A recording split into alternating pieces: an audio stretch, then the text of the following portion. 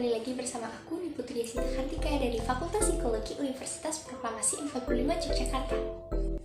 Nah, di video kali ini aku akan membahas mengenai teori holistik humanistik dari Abraham Maslow. Nah, sebelum lanjut ke teori, alangkah lebih baiknya kita berkenalan terlebih dahulu bersama Bapak Psikologi Humanistik kita, yaitu Abraham Maslow. Nah, jadi Abraham Maslow memiliki nama lengkap dari Abraham Harold Maslow yang lahir pada 1 April 1908 di Manhattan, New York. Abraham Maslow sendiri merupakan anak tertua dari 7 bersaudara dengan pasangan Samuel Maslow dan Rose Kowalski Maslow. Dan Abraham Maslow wafat pada tanggal 8 Juni 1970. Oke, kita lanjut pada teori kebutuhan Maslow. Nah, teori kebutuhan Maslow ini dikenal dengan hierarki kebutuhan atau hierarchy of needs. Nah, jadi menurut Maslow, hierarki kebutuhan ini merupakan suatu kebutuhan dasar yang dimana asumsinya bahwa kebutuhan yang lebih rendah harus terpenuhi tingkatannya terlebih dahulu dibandingkan dengan tingkatan kebutuhan yang lebih tinggi. Nah, berikut kita simak dari 5 tingkatan kebutuhan hierarki. Yang pertama itu ada kebutuhan fisiologis. Kemudian yang kedua ada kebutuhan akan rasa aman. Yang ketiga ada kebutuhan akan rasa cinta dan keberadaan. Dan yang keempat ada kebutuhan akan penghargaan. Dan yang terakhir adalah kebutuhan akan aktualisasi diri. Oke, pasti ada yang kepo dong. Apa sih itu kebutuhan fisiologi? Terus kebutuhan akan rasa aman itu apa? Kebutuhan rasa cinta dan kasih sayang itu seperti apa sih?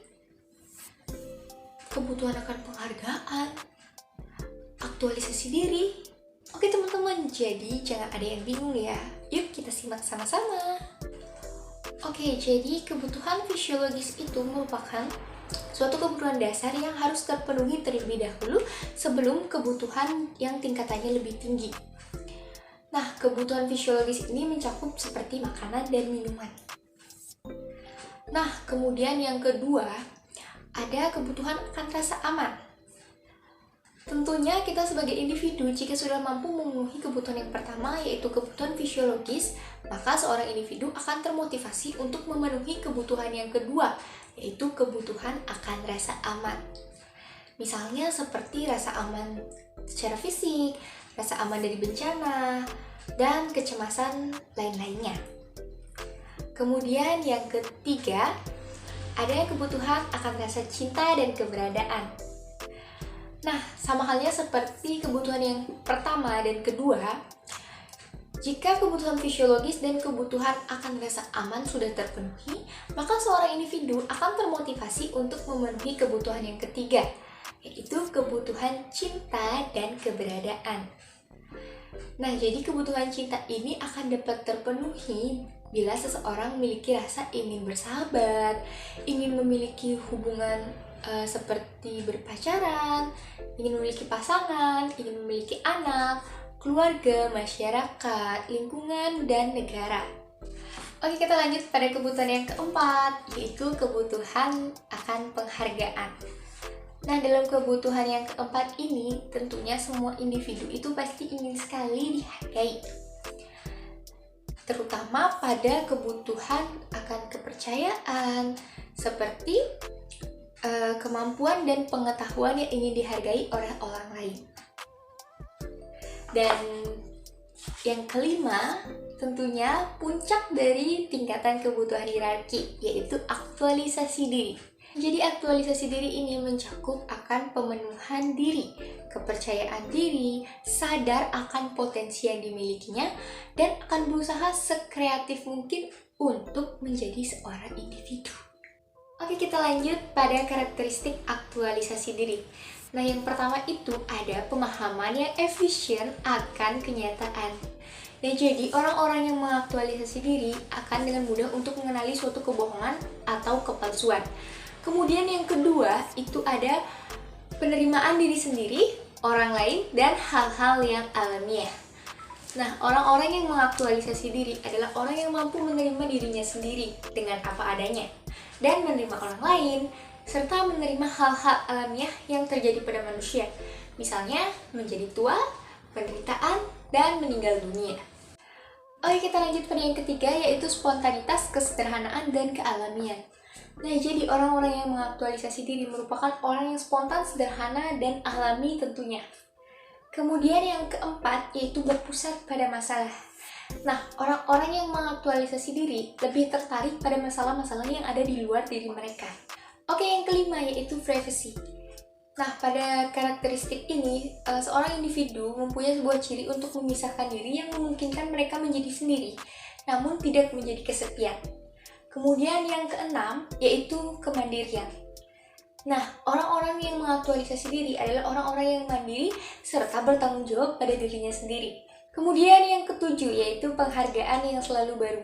Nah, individu yang mengaktualisasi diri adalah individu yang melihat fenomena sehari-hari seperti bunga, makanan, dan teman-teman dengan pandangan yang baru.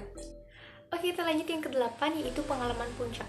Nah, pengalaman puncak ini tidak dimotivasi dan tidak diusahakan. Jadi, individu yang mengaktualisasi diri tidak akan merasa kekurangan apapun. Kemudian yang kesembilan, yaitu kepedulian sosial.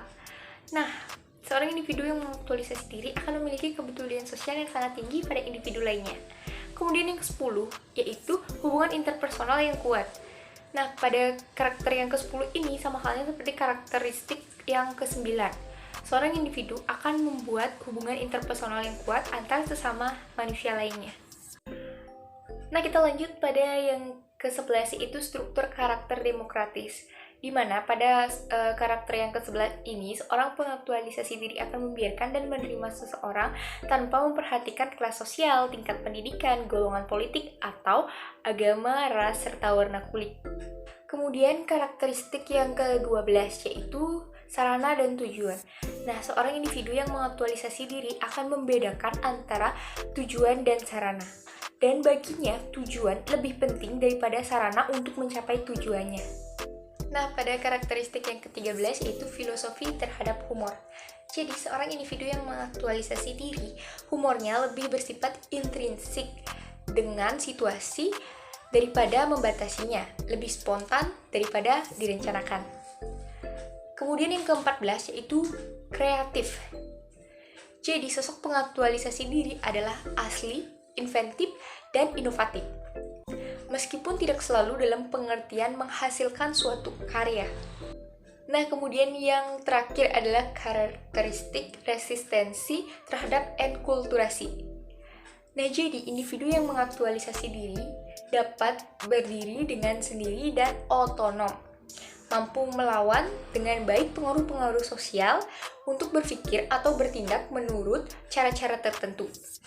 Nah, jadi kesimpulan dari teori holistik humanistik Maslow ini adalah seorang individu yang telah sampai pada tingkatan aktualisasi diri merupakan individu yang telah bergerak maju melewati tingkatan-tingkatan dari hierarki kebutuhan atau hierarchy of needs.